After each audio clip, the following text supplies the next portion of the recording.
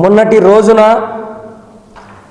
Amaravati CRDA రైతు పరిరక్షణ committee ఏదైతే ఉందో వైఎస్ఆర్సీపీ కాంగ్రెస్ పార్టీ తరపున అమరావతిలో రైతుల పేర్ల చొప్పి ఏదైతే దోపిడీ కార్యక్రమాలు చేస్తున్నారో, భూ దోపిడీ అయితేనేమి, భూ స్కామ్లు అయితేనేమి, వారి యొక్క బాధల్ని జగన్మోహన్ రెడ్డి గారికి విన్నవిస్తే, వారి యొక్క సమస్యలని జగన్మోహన్ రెడ్డి గారి ఆదేశాలతో వైఎస్ఆర్ కాంగ్రెస్ పార్టీకి చెందినటువంటి సీనియర్ నాయకులు, మాజీ ఎమ్మెల్యేలు, మాజీ మంత్రులు, ప్రజెంట్ ఉన్నటువంటి ఎమ్మెల్సీలు అందరూ కలిసి ఈరోజు మొన్నటి రోజున అమరావతి పెనమలూరు దగ్గర ఉన్నటువంటి రైతుల్ని పరామర్శించడానికి వెళ్తే అక్కడ ఉన్నటువంటి రైతుల యొక్క బాధలు మీడియా ముఖంగా ఎక్కడ బయటికి వచ్చి ఈ ప్రపంచానికి, ఈ రాష్ట్రానికి, ఈ దేశానికి తెలుస్తాయనే ఉద్దేశంతో దానిని అనగదొక్కాలన్న నేపథ్యంలో తెలుగుదేశం పార్టీకి చెందినటువంటి నాయకులు, తెలుగుదేశం పార్టీకి చెందినటువంటి గూండాలు కలిసి అక్కడ వెళ్ళినటువంటి రైతుల్ని పరామర్శించడానికి వెళ్ళినటువంటి వారిని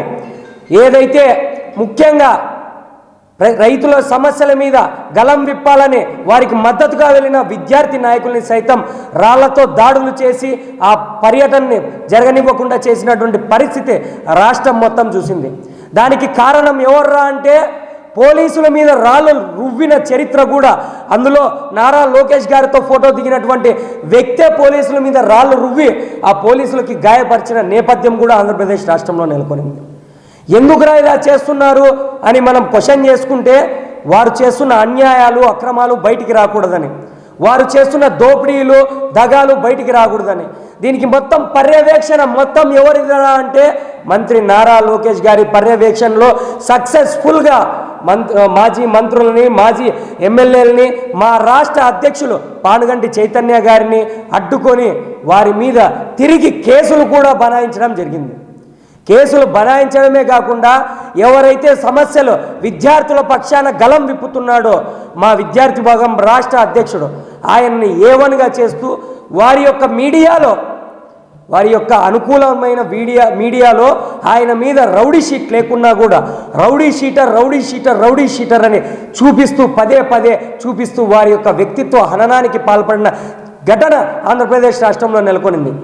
అయ్యా నారా లోకేష్ గారు, మీ నేతృత్వంలో ఏదైతే మీడియాలో మా రాష్ట్ర అధ్యక్షుల గురించి రౌడీ షీటర్ అని చెప్తున్నారో, ఏదైతే మా నాయకుల్ని రైతులకి పరామర్శించకుండా చేస్తున్నారో మీ అందరికీ ఓటే చెప్పదలుచుకున్నా. అయ్యా, కుర్చీలు రాకముందు మీరు కుర్చీల కోసం తాపత్రయపడినప్పుడు ఇచ్చిన హామీలు ఎక్కడికి పోయాయి? ఏమన్నా లోకేష్ అన్నా, ఏం చేస్తున్నాం? వింటున్నావా మాట్లాడుతుండేది? ఆ రోజు విద్యార్థులకు ఇచ్చిన హామీలు ఏమయ్యాయి? యువగలం పాదయాత్రలో యువతకి ఇచ్చిన హామీలు ఏమయ్యాయి? నోటికి నెయ్యి పూసుకొని చేతికి కత్తి పెట్టుకుంటారా? అదిగో పులి అని చెప్పి చూపించి కనీసం పిల్లైనా వస్తుందేమో అని చూస్తే పిల్లి కూడా లేనటువంటి పరిస్థితి ఏర్పడింది.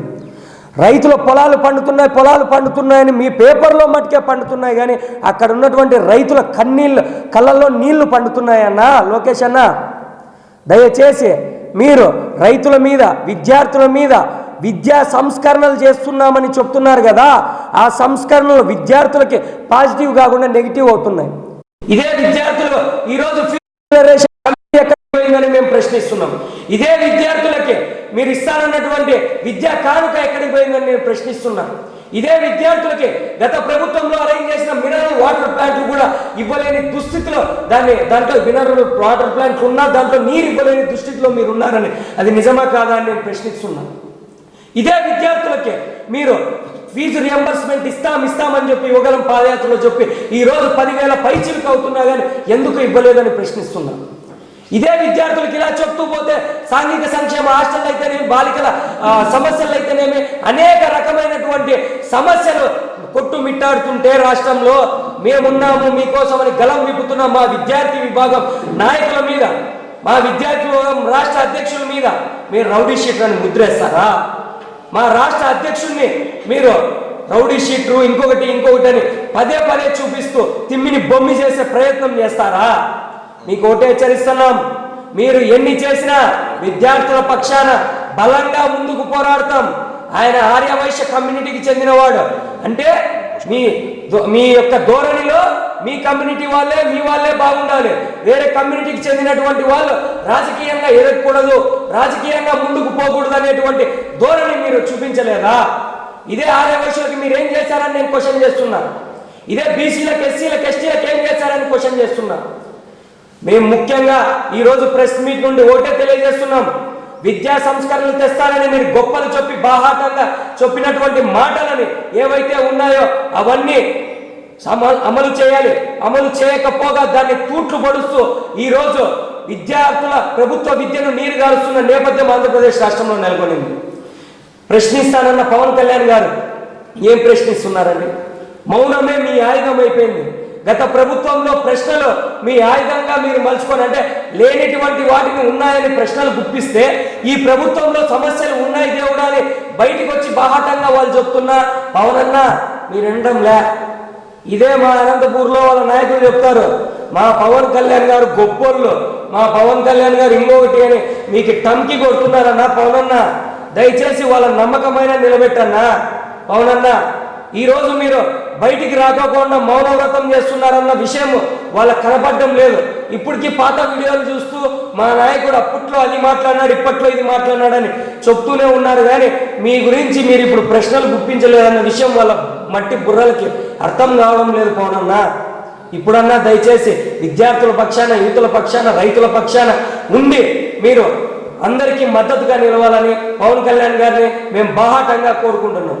అదేవిధంగా ముఖ్యంగా ఇదే ఎవరు మంత్రి నారా లోకేష్ గారు చంద్రబాబు నాయుడు గారికి ఒకటే హెచ్చరిస్తున్నాం, అయ్యా మా రాష్ట్ర అధ్యక్షుల గారి మీద పెట్టిన కేసు నిజమైన కేసు కాదు, దాని మీద సమీకరించి దాని యొక్క కేసు లోతుగా విచారించి దాని నుండి ఆయన్ని పక్కన తప్పించాలని, ఏదైతే విద్యార్థుల సమస్యల మీద పోరాడుతున్న విద్యార్థి నాయకులకి రాకపోకుండా జీవో తెచ్చారు. మీరు సంక్షేమ హాస్టల్లో టెండర్ కాకుండా జీవో తెచ్చారు.